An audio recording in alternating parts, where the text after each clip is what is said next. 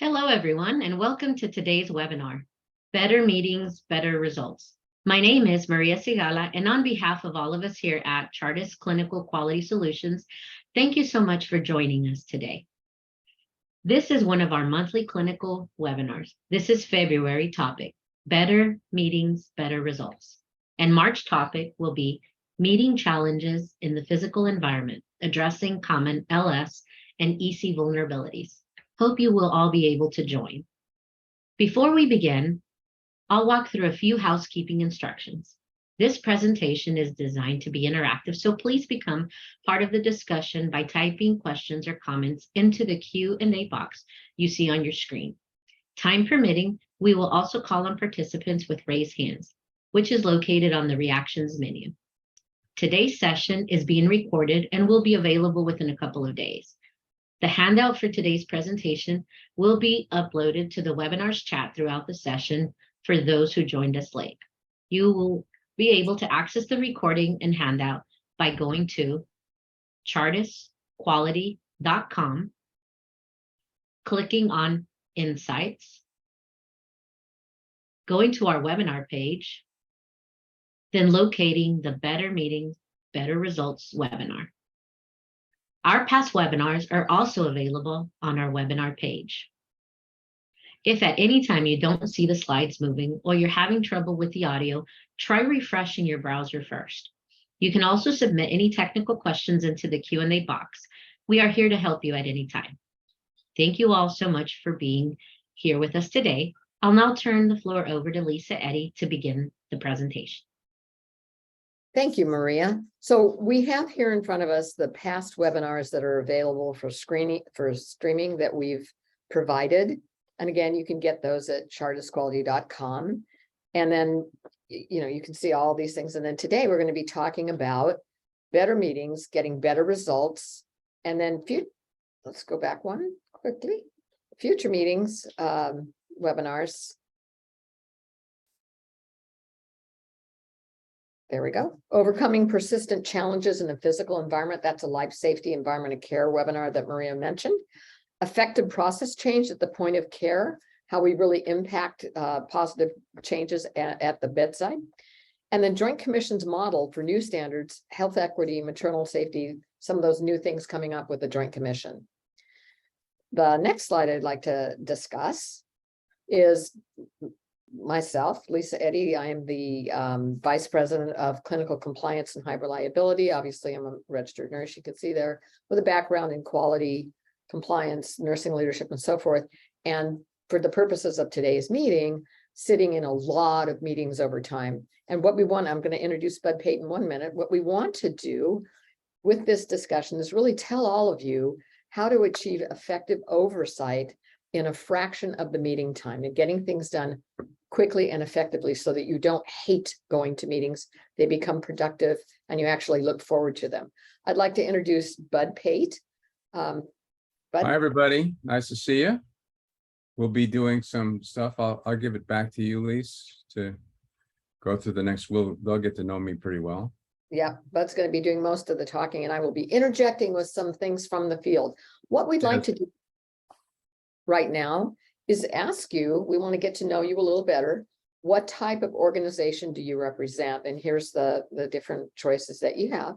If you could just let us know that, then Maria will show us sort of what the outcome is. So as we see, we have many, many people that are from acute care hospital, critical access, health system, some consulting group. So that's sort of our complement. Thank you for doing that. And yeah, they're okay, Bud. All right.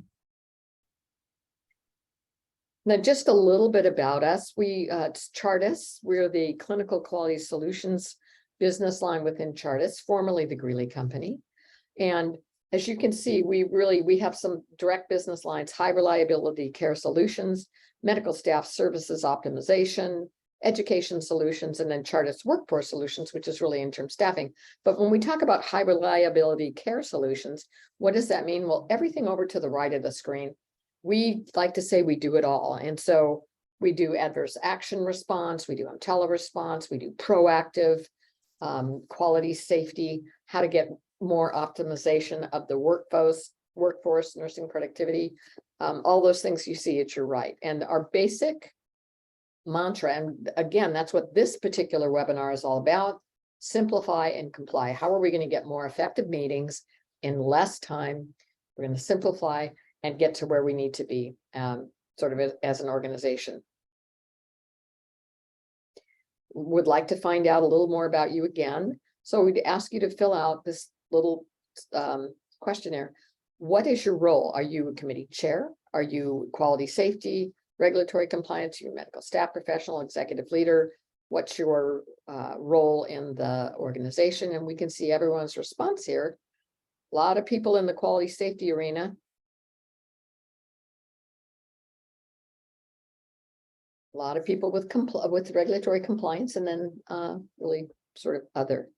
And you don't have a response to this, but I'm guessing many of you have to sit in meetings or chair meetings, or responsible for putting meetings together. So we're going to see if we can't help you make that a better experience across the board. Okay. So I'm going to turn this over to Bud in a minute, but I'll tell you one of the reasons why we are having this is Bud and I got together, and we've been working with clients for many years, helping them really make meetings, oversight meetings, very effective for organizations. And we've been in all kinds of meetings, and I'll share an experience I had. I was a large tertiary academic medical center, and had gotten very close to the CNO, the CEO, the COO, and the quality, vice president of quality. And we'd go to these meetings, and one time we had a group text from all of us, right? And I get this text, I'm at a meeting, and about halfway through the meeting, I get this text from the CNO saying, "I want to chew my arm off." And the CEO responded and said, "My eyes are bleeding." And the quality director said, "This has been an hour of my life I will never get back, and I'm old." And so that really took me, because I was thinking, again, I'm wondering if somebody needs to prune the roots that are growing out of my chair. So that meeting was not effective. And some of you might be having that experience, Bud. Yeah, we're just going to walk you through this. I'm not going to spend, it looks like there's a lot of people from quality, so you know what we're talking about. But this journey started for us, about 20 years ago. Lisa and I were at a place in New Mexico, and the CEO said, "Well, you're Greeley, you guys do great medical staff stuff. Can you help us? Our medical executive committee minutes are horrible. We just can't get anything good out of the minutes, and they don't tell the story."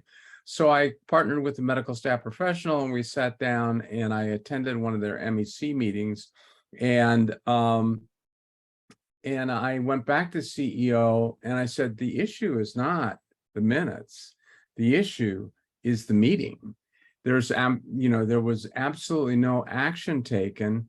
It was not well organized. It was sort of other than having a nice chicken dinner, didn't really accomplish a lot."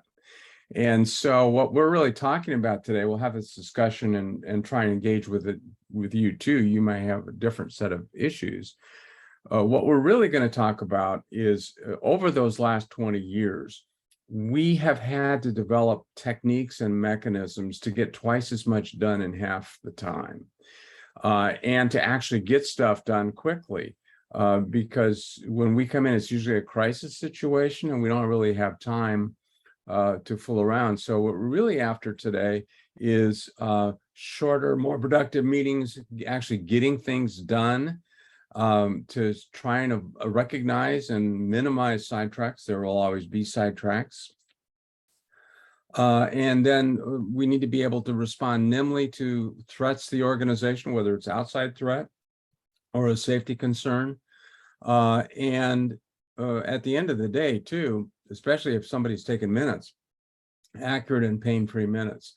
Literally, in the techniques we're going to be talking about today, you can get the minutes out literally 5 minutes after the meeting ends. Believe it or not, that is exactly what we do. And then the other benefit is, of course, if you need a policy approved, you don't need to put it in 4 months in advance to get it approved. It can get approved fairly quickly at the next time, whoever the approving body is. So the tactics we're going to be touching on today is the meeting cycle. We'll talk a little bit about the cycle. We'll talk about, and this is, Lisa, you probably agree with this, this is the action-oriented presentations is probably the single most important thing, although it's all important. If the presentations actually are geared toward taking action, it helps tremendously and really is the key. Obviously, we need to have the materials available both on-site and off-site because we're doing more virtual meetings all the time. We have to track and hold people accountable for things, but it's more than holding people accountable. It's really making sure those accountabilities are realistic, et cetera. And we'll talk a lot about accountabilities that are assigned at meetings. And then the agenda materials actually become the minutes at the same time. Now, we're not gonna spend too much time on the history, I don't think, although I'm gonna pause here and I'll tell a few horror stories as to how we did this. But the one point I want to make is, look, this is a large topic. Making meetings, getting twice as much done literally in half the time and not losing things to follow up, taking that turnaround time from months to just the next meeting, the issues are usually resolved. That's got a lot to it, and so we will touch on a lot of these things, but depending on your feedback, we may do follow-up or more focus sessions on this because there's a lot to learn here. But we've done these at academic medical centers across the country, names that you would know right off the top, but because you saw them on the U.S. News and World Report list of the top 100, top 10 hospitals.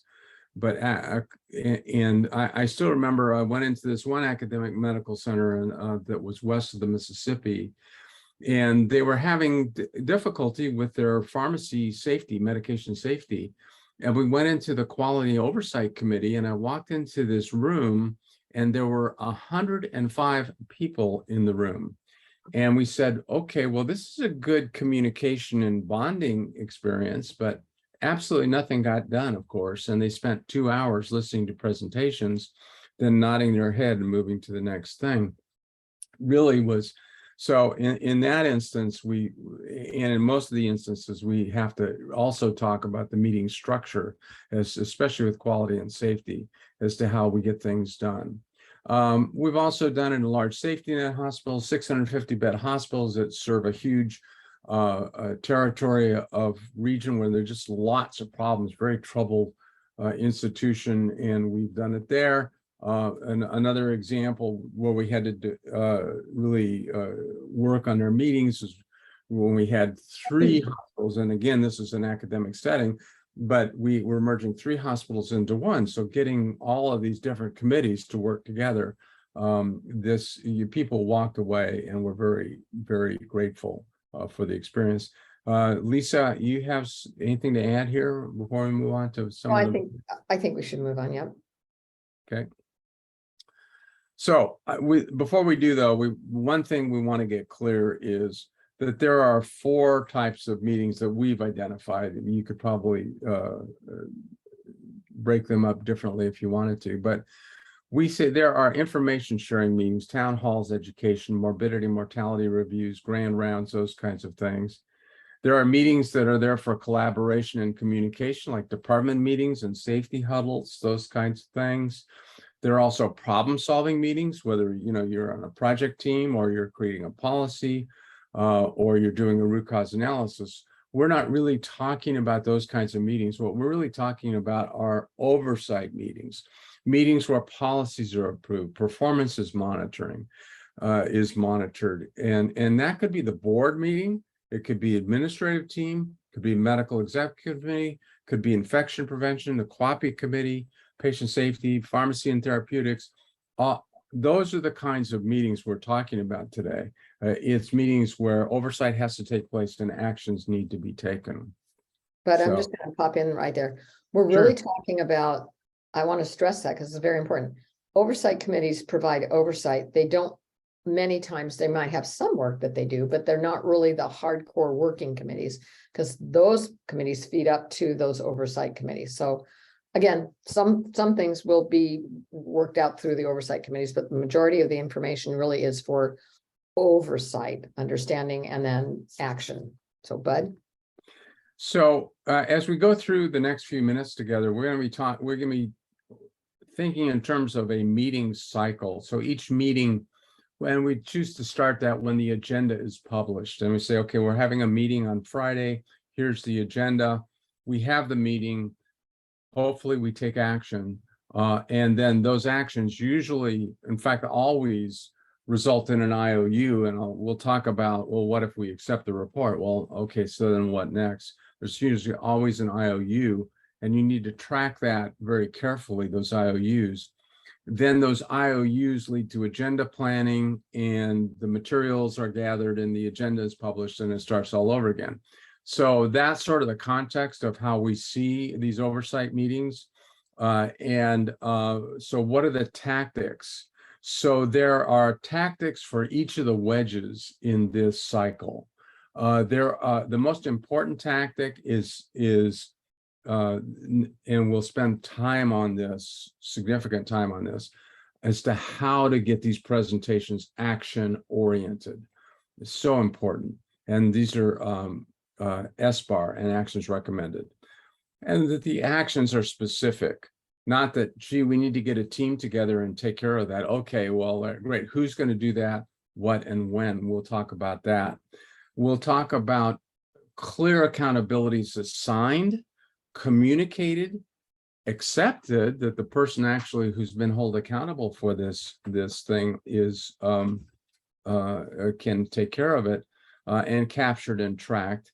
We'll also talk about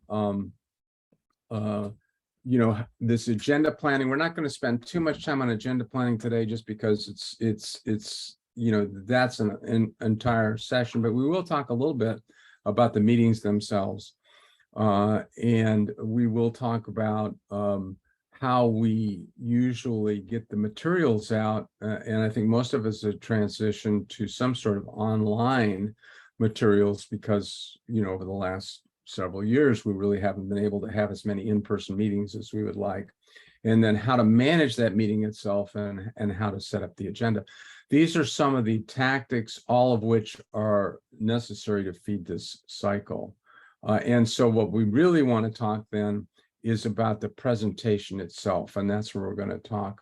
So Lisa, I mean, in my experience, I found that the presentation, how things are presented, is the key to getting stuff done. If we did nothing else, we talked about that before. But Right, and the thing I think is so important is the reason why so many meetings happen where nothing is really accomplished is because the people at the meetings don't know what they're supposed to, quote, do. They get slide presentations, they get all kinds of information, but they don't have anything that directs them to an actual action. And so, and when we talk about who, what, when, I can't tell you how many meetings I've sat at as a consultant and said, okay, wait a minute, I just heard a lot of actions that you might want to have an identified who is going to do that action and when is that going to be accomplished, because people just blow past that. So I think when we go through the next set of slides, we're going to be talking about how to get that to occur in a way that's efficient for the meeting process. So this is a change for most people. I will tell you.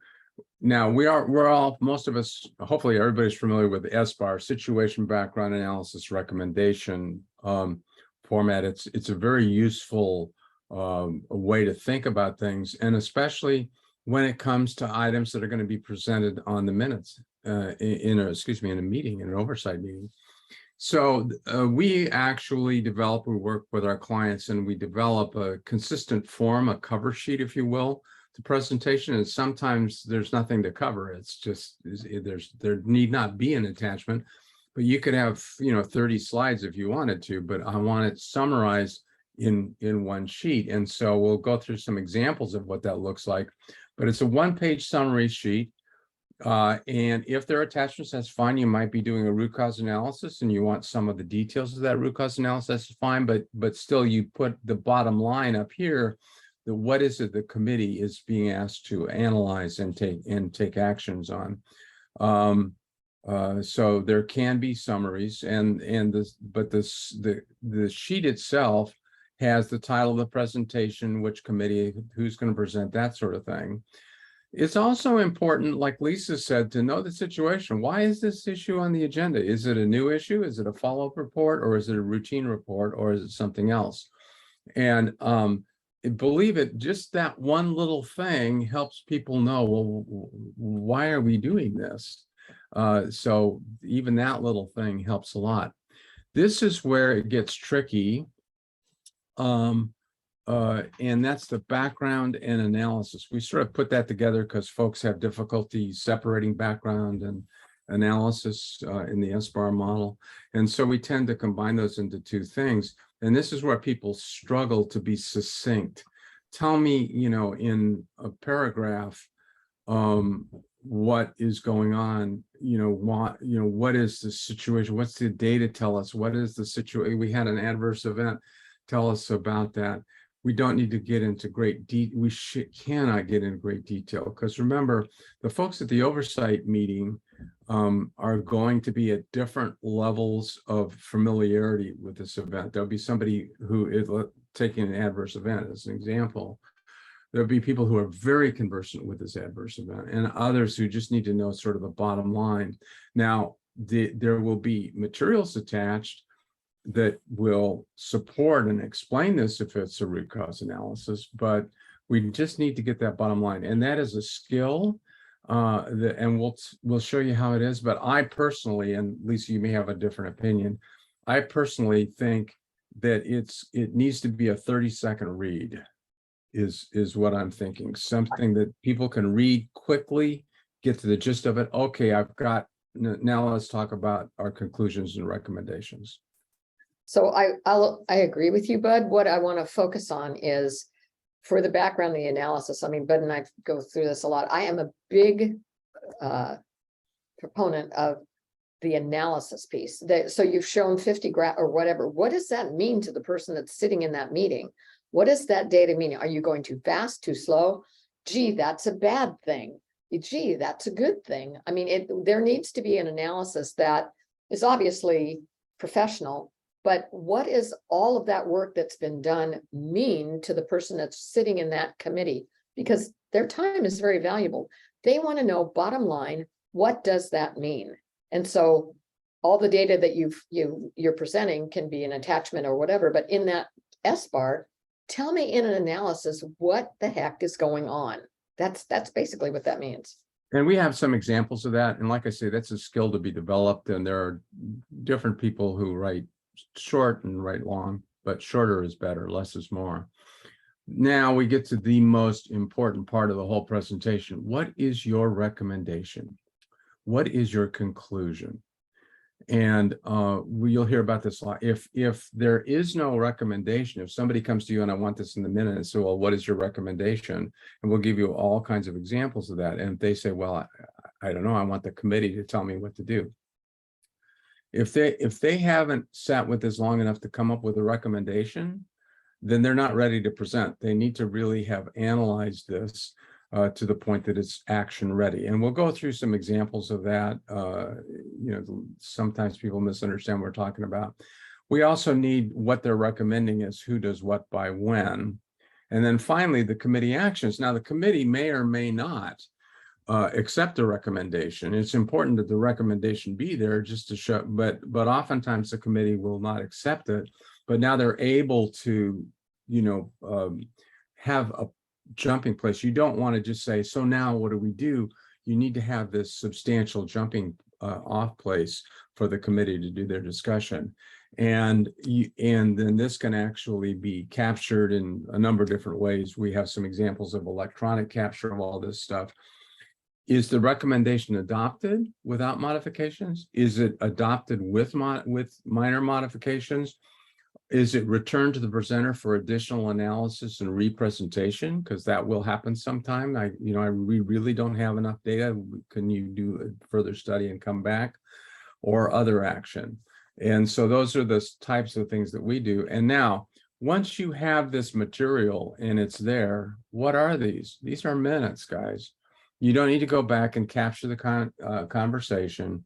I'm so used to folks going into a meeting and putting down a recorder, a tape recorder, or a digital recorder now to show us my age. They don't use tape anymore, but where you're doing the voice recording, which tells me that that person who's assigned to do the minutes is going to at least spend the amount of time that everybody else spent in that meeting, just to figure out what happened. And as soon as I see a recorder having to sit down there, somebody putting a voice recorder on the table, I say, okay, we really should be clear as to what the actions are without having to listen to the audio. So common problems that we run into about these minutes and the S-bars is they come to you just in time for the minutes come out just in time for the next meeting. And so how often I've been to stuff where the minutes are actually attached to the agenda when I walk in, and it's the first time I've actually seen what happened at the last minute. The decisions aren't there. Again, it's hard to see actions, and they tend to track issues from meeting to meeting if you're relying on the minutes. So unless it was something that was assigned at the last minute, things fall through the cracks. So those are the problems that our process tends to address. So the solution is, again, the discussions really don't need to be captured. There's rare exceptions to that. If you're on your judicial review, then you may want to capture discussions. But for the purpose of minutes that we're talking about, oversight, you don't really need to capture the discussion. You need to capture the conclusions, focus on the actions taken, do separate IOU tracking, don't track them through the minutes. And then you seamlessly move from presentation to agenda to minutes. Now, word of warning, especially at the beginning, when you're trying to implement this stuff, it's not going to take whoever is supporting the meeting less time. It's just going to move that time to before the meeting instead of after the meeting. Right now, somebody who has this tape recorder, they're going to block their door and says, gee, the chair needs the minutes for the meeting that's come up in 2 days. I've got to block my day, and I'm going to spend hours and hours going through there to create these minutes. That is gone with this process. But what is replaced is working with the presenters to get the materials together before the meeting. And so that's our experience. So, Bud, I'm going to pop in here for a minute. Sure. Yeah. And I think showing this is a good. So a couple of things that I want to point out. Moving to this S-bar type of a process for your meeting minutes, because I've had to sit in minutes, I've had to take minutes in my career. I've everything that you can possibly think about with minutes. I've been the person that's run and beat somebody over the head to try to get them to give me the data that I need for the meeting, and everything you can think of. When we talk about this S-bar process, the reason it works so well for clients is because the person sitting in the meeting understands what they're getting right away. This, if it's done correctly, becomes the minutes. But Bud uses this phrase. I'm not particularly fond of the phrase pre-chewed, but the S-bar brings information to the committee in sort of a pre-chewed fashion. We can say pureed if you want, so that people can ingest it, if you will, much more easily than graphs and lengthy discussions and whatever. This cuts down unnecessary rabbit holing and things in a meeting. So it's very important to understand this concept of the S-bar with the analysis and the recommendation already identified. And as Bud said before, it's an extremely important point. So I want to take another minute to discuss it. And it's very hard for people. If you don't have a recommendation from the data and the work that you've done, it doesn't need to go to committee. And people will say, clients say this to me all the time. But I need the committee to tell me what to do. And I say, well, wait a minute. This is an oversight committee. They need to approve or understand or whatever what you're doing. But your committee over here, or your team or your project or whatever, you should have from the data a conclusion that should lead you to a recommendation. So it could be as simple as, hey, we're doing well, we need to continue doing what we're doing. Or we've been doing well for 6 months, we need to move to something different. So this revised restraint policy is very, very simple. And Bud, you want to just walk through it? As an Yeah, example? so we have 3 examples of an actual SBARs that would be presented at one of these meetings. And this one's very simple. I've got a restraint policy. What's the background analysis? Like I say, a 30-second read. This is a 10-second read. The former policy was 10 pages long. We've reduced it, and we've created protocols, and we need it approved. And our recommendation is, well, approve the policy today. And that's it. That's all you need on this revised restraint policy. Now, that could even go on the consent agenda if you wanted to. And now all we need to do is capture what the committee did. And in this case, the committee chose to adopt without modifications. And that's what happens with a lot of these policy documents. And that's why we get into the idea of a consent agenda. Now, we're not going to spend too much time on that. That's a little bit more of an advanced study.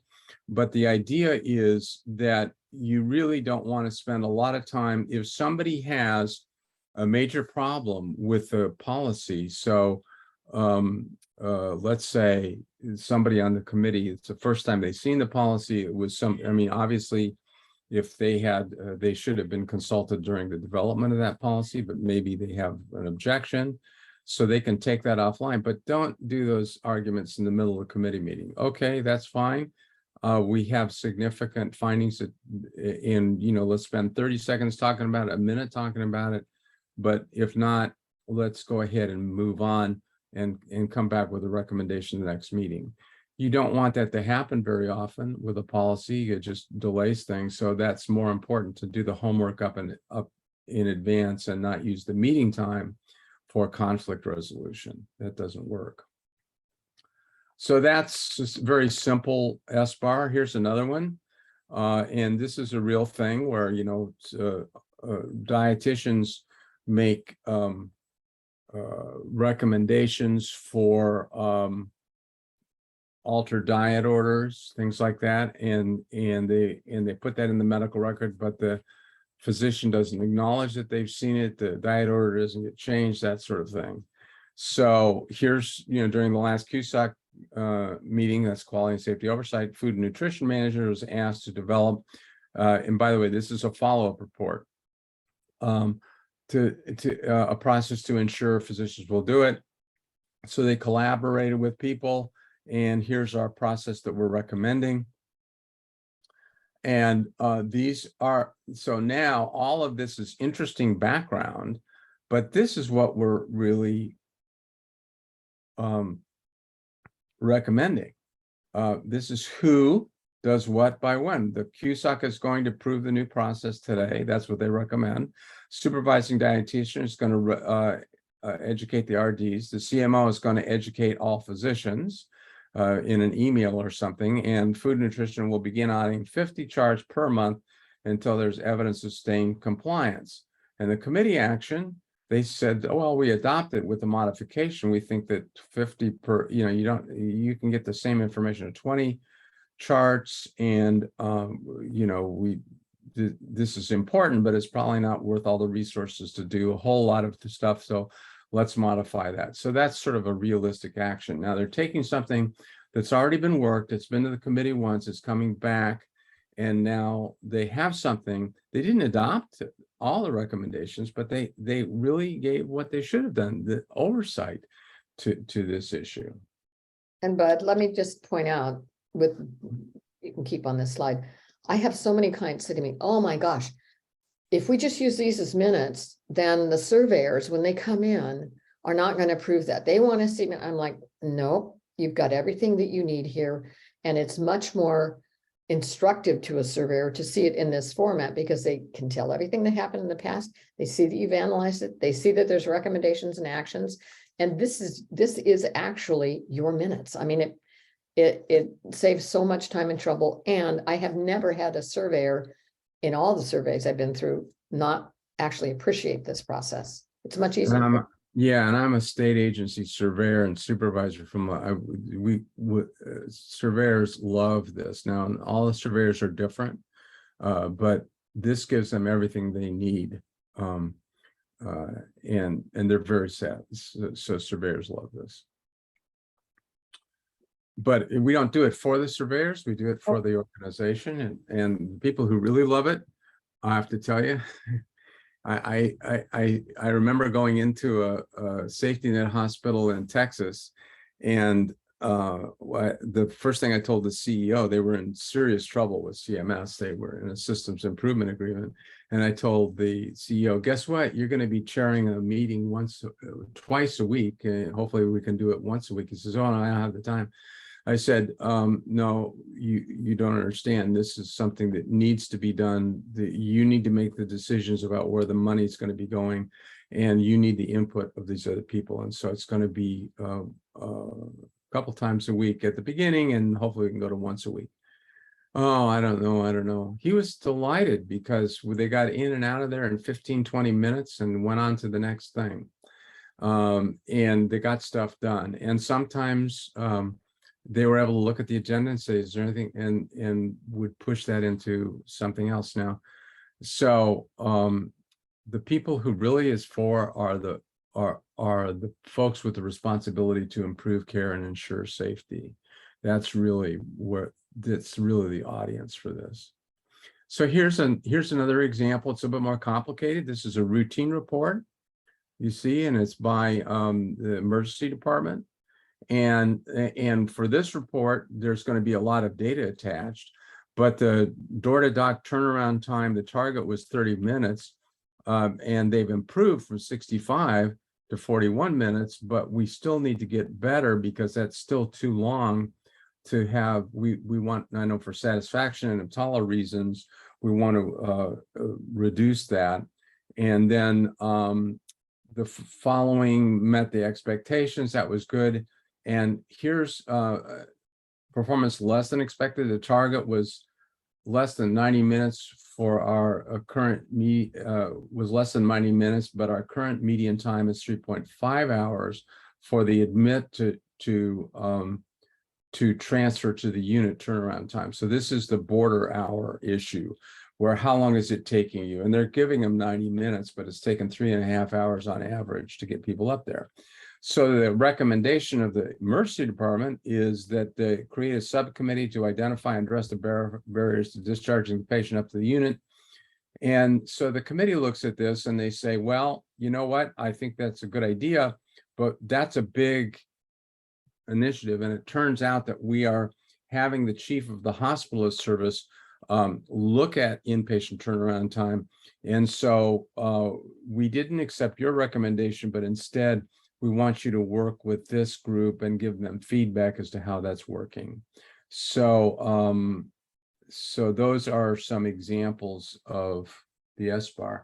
If you guys have any questions, please put it in there. But again, you can see how well this works. And it's going to be difficult for some people if it's pharmacy sometimes, or it may be nursing, or one nursing manager that's doing it, or the quality. Sometimes it's the quality department that we're just not used to being succinct, but it's so important on these things to be succinct and action oriented. And then they become the minutes, but more importantly, things get done and things are tracked. Any last words on those SBARs, Lise? I can just tell you that it makes a radical difference when you use the SBAR format in a meeting process. And again, guys, just remember, it's the oversight committee. Like we talk about P&T committee. There's a lot of things that happen in P&T committee that need to be pre-worked before they get there. Adding drugs, deleting drugs from the formulary. That's a SBAR, quickly, succinctly. These are coming in, these are going out. Any explanation of why?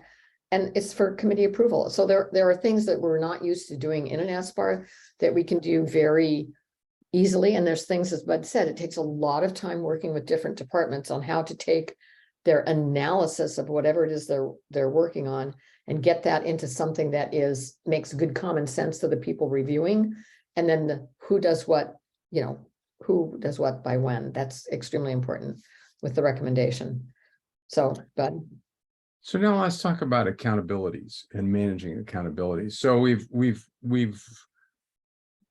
done the SBAR, we took actions, the committee said who's going to do what by when.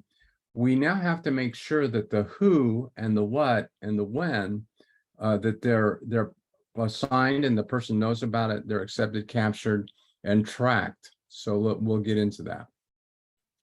So accountability management. So assigning who's going to do it, we talked about that in the SBAR, but a lot of times, I mean, I can't tell you how many times you get to a meeting and somebody isn't in the meeting and they're assigned an accountability. So who is going to explain that to the person who wasn't in the meeting? And that communication is so important. And that has to be clearly defined as to who's going to do that communication, because otherwise the person who's been assigned the accountability, first of all, they may not be in a position to accept it. They're going to be going on vacation for 3 weeks. They're going on maternity leave. And sometimes they just don't understand what it is they're supposed to do. So they need they need to have a proper handoff of accountability, sometimes even if they're in the meeting. So it's up to the chair really, and to ensure that those accountabilities are communicated and that they're accepted.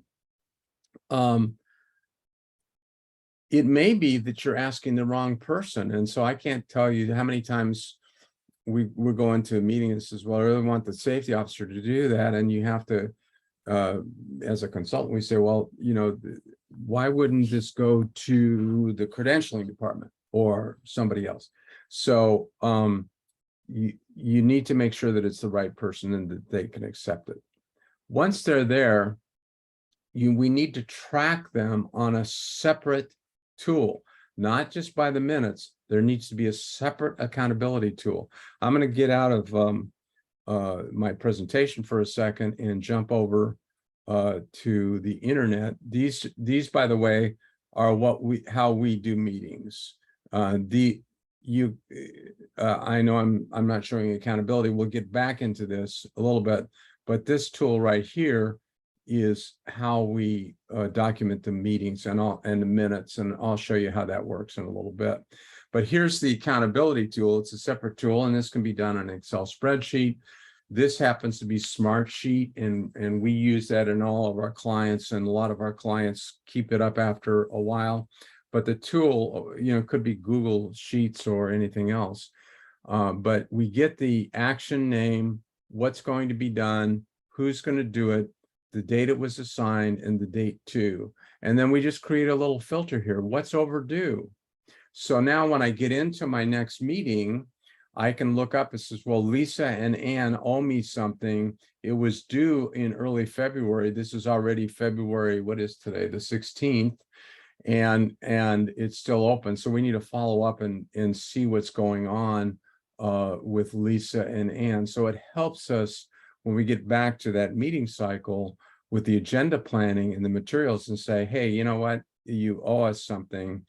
And it's really, go back here a minute. Notice that if I was tracking this meeting minutes by minutes, some of these things would be beyond, in fact, well, many of these things, the IOU is study this over the next 2 months and get back to us with your results. So you can't do it by minutes. You have to have a separate tracking tool. And this really comes in very, very handy. Yeah. So it's on. So again, I want to, but if I can just point something out with accountability is very important. I live and die by that accountability tool when I'm working with clients. One of the things Bud mentioned was the right person. The other thing is clear direction is what you're assigning to somebody. clear to them? Is it actionable? Is it something that can be accomplished? And then many times organizations do not give the right time for the IOU. So for example, I have organizations saying, we're going to report on that every month, that back next month. And I'm like, let me just offer a insight. Your volume on what it is that you want monitoring, measured, whatever, and reported back next month, you don't have enough volume in that short period of time to let that tell the story. So why don't we think about moving that out 3 months, because your volume is so low that you won't be able to get a good trend. Your data is, the integrity of the data comes in question. Or there's not enough time for that action to get accomplished. If you want to educate the entire medical staff on something, you might need a little more than 30 days to do that, because you have 4,000 medical staff. If you're at a big, you've got residents, everything. So we really want to think about that. But I'd like you to really talk about when you need to escalate an accountability, because that is a fine art. It really is. Yeah, I mean, you don't want to cut somebody's knees out from underneath them just because they didn't do an accountability. There might be reason. You need to ask, like if they come to me and says, well, what's going on? It says, I really haven't gotten a response from Dr. Smith over here, and I need his input. He's a subject matter expert. He just hasn't gotten back to me. So, well, maybe that means that they either need help with this, or they need, or maybe it's not the right person, or maybe they're doing something different and they need clear direction.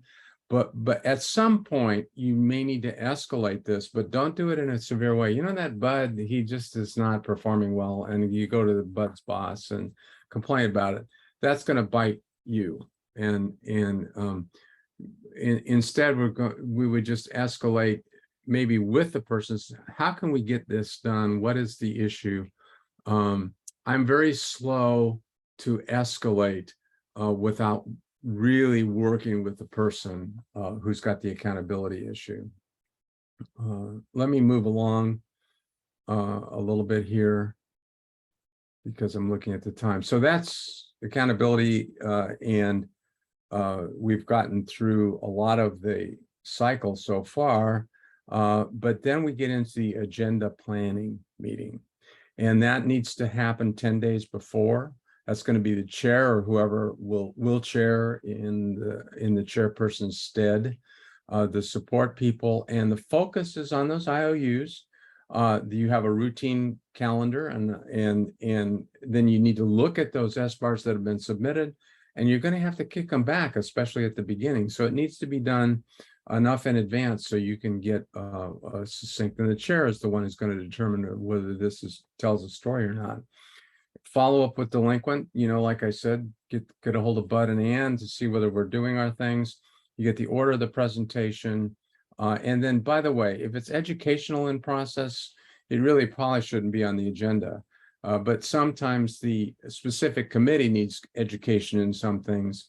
But if you're infection control committee, you may need to know what the effectiveness of the current flu vaccine is in order to take an action. But if you're taking that same education and taking the medical executive committee, they really don't need to be educated on that. They need to say, well, how are we going to communicate this to all of the medical staff, to all of our clinical and non-clinical associates?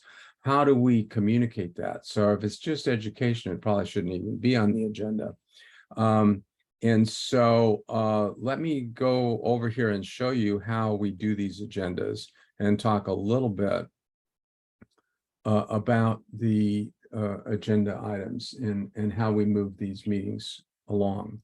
So you can see here we've got 4 meetings in this, and again, you can do this in Excel, but and you can do it online, and there's also Google Sheets, and this is Smartsheet, and you can see that this was an agenda, and it moved into approved minutes, and we've got the last meeting, the one that was done before, and this we're pretending we're in March of last year, and these are now draft meetings, and now we look at the agenda for the SBARs we're just talking about, and there's an opening part of the presentation that happens, and that usually needs to be timed out.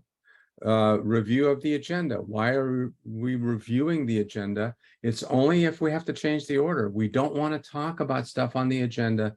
We want to change the order and change the allotted time. I need more time or less time, or I have to push it back, or Dr. Smith won't be here until later, so can we postpone it till then? The review of the draft minutes, please don't ask people to read the minutes while they're in the meeting. Say hopefully those you've had a chance to review the minutes right now. What I'd like to do is ask you for a provisional approval, subject to, if you later on you review the minutes and find something missing, that we can propose an amendment to those minutes later on. Don't spend a lot of time on that. It just is a time waster.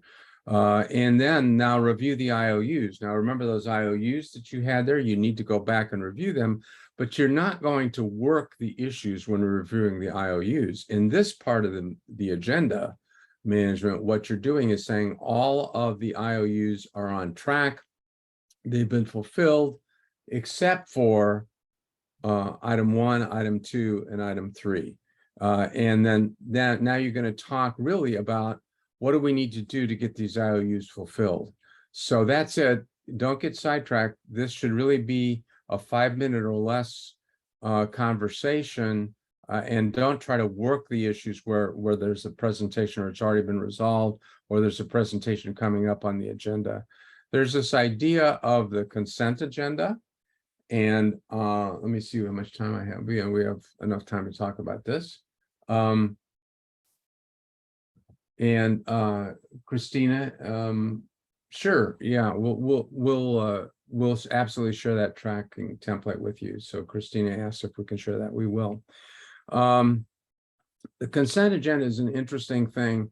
If you have a busy committee and there may be 10 things on the agenda, and you know that it is often helpful to move things along, to put things that you don't think are going to need discussion on a consent agenda. And when you come up to this, you don't talk about the issues. You say the following things have been put on the consent agenda, which means we will not discuss them. And with that, that's the revised restraint policy, and there's a new policy on medication reconciliation.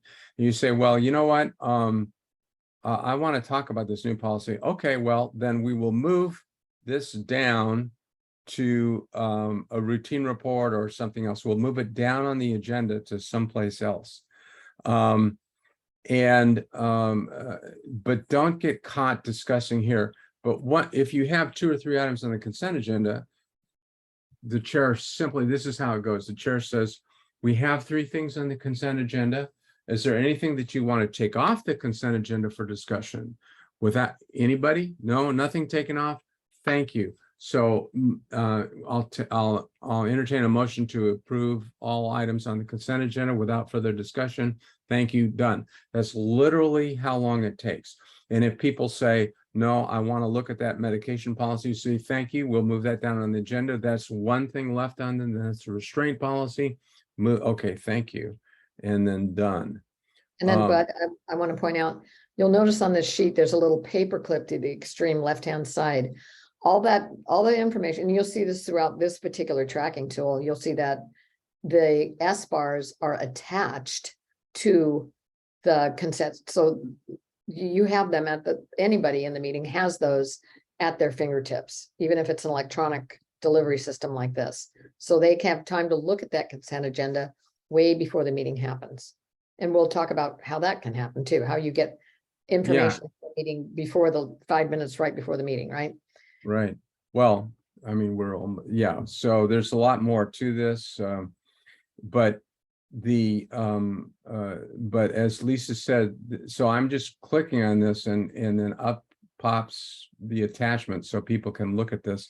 It's really important to get that out beforehand, if you can, and that's good. So now we actually have remember that S bar about the RD, the physicians acknowledging the RD. Well, we just cut, especially if they're doing a good job on the S bars, you don't want to have to reprint that so just copy and paste it into this thing. I mean, bits are cheap. it's there. And so the S bar now becomes part of the minutes. You could also just say see attached S bar, I suppose. I do that, And but and that would work too, but ideally you could just paste this in if you want to. And then actions that you took are right there. So that's from the agenda to the minutes. Yeah, please. I will tell you, and it works well for me and the clients that I work with. Once people really get to understand the SBAR format, I just say see attached SBAR, because you can copy and paste if you want, but you've got all that information right there in the SBAR. When I do elaborate under that summary part is if something has changed within the SBAR, there's some unique thing that has changed. So that's there's two different options for you. So, so we've talked about the agenda. We call to order, we review the agenda, we approve the minutes. This all is less than 5 minutes. Review IOUs that are not fulfilled, and do the consent agenda. And then we go to follow-up reports, etc.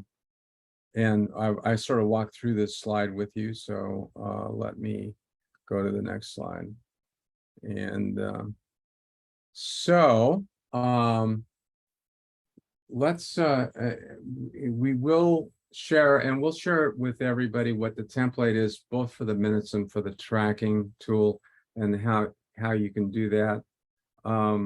We'll send that out to everybody who is on this. Unless there are other questions, Lisa, what do you? Well, I would like to, yeah, I would like to just mention that, and we didn't have a whole lot of time to get into it, because the SBAR concept really is like an entire hour or two discussion. And I usually have to meet one-on-one with different departments and committees and things to really get the SBAR concept down. But what's important to understand is, once the organization or the individuals who are working within the organization understand the SBAR concept, and you really do establish a good solid IOU tracking, you don't have to scurry around, 2 days before the meeting to try to get everything together. If you set up a good accountability tracking sheet, you're going to be working that accountability sheet ahead of the meeting. You're going to be working, and it takes a while to get to this point. It's true, but once you do, it's so much easier for you. Your meeting time has been put out ahead of time, saves you on the back end. And once you work through everybody's understanding of this, you simply say, you get your IOU 2 weeks before the committee, and you say, Lisa, Eddie, you were supposed to get this to me. I don't have it. Tell me, what can I do to help you? What is it that, well, I don't understand. Okay, let's meet. Let me walk you through it.